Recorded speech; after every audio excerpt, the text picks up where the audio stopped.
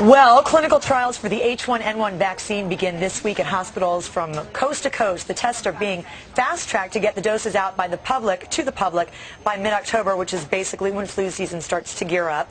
About 2,500 paid volunteers are expected to participate, but a lot of parents are starting to ask questions now. They're worrying about what is in the vaccine, specifically whether or not it's going to contain a mercury-based additive. It's called Thimerosal.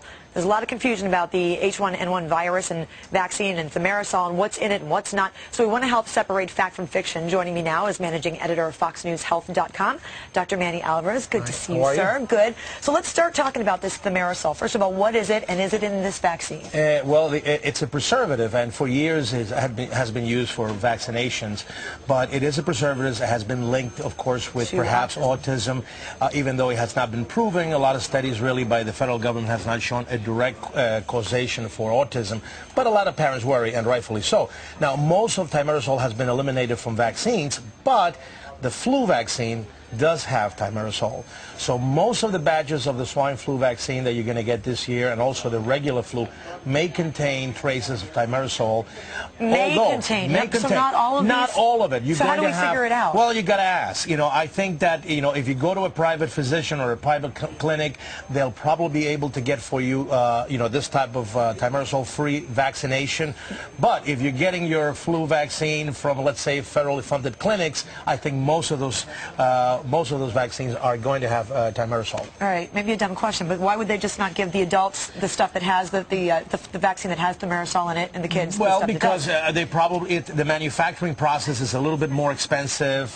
You know, the reason for Thimerosal is that it's a preservative, so that the vial can be used for multiple patients, so that from a cost effectiveness, you know, the government really has a position that Thimerosal is not bad for you. Right. And again, in mass marketing, they will probably use vaccines that do have it. But you know, if you're pregnant, for instance, you got to be very careful with having Thimerosal vaccination. So basically, talk to your doctor before you. You got to talk to your doctor and ask for these Thimerosal-free vaccines. All right, another question. I always get the flu shot every year. So does this mean that I should not get the swine flu, the H1N1 shot? Sure, you got to get it. You got to get it. Both? Yeah. And the question is for a lot of folks, if I have the flu, should I still get the flu shot? Right.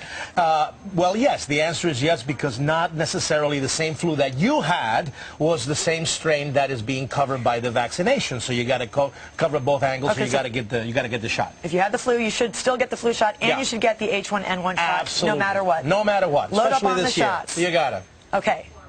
One more question. Okay. A lot of folks saying, okay, the swine flu, swine pork, should we avoid pork? A big myth. A big myth. Come on. A lot of people are concerned about this. You can have your pork chop on anything you want. It's perfectly fine. It's good for you. No, absolutely not. It has no correlation whatsoever. You should not worry about any animals per se, any poultry. Then why are they calling it the that. swine flu?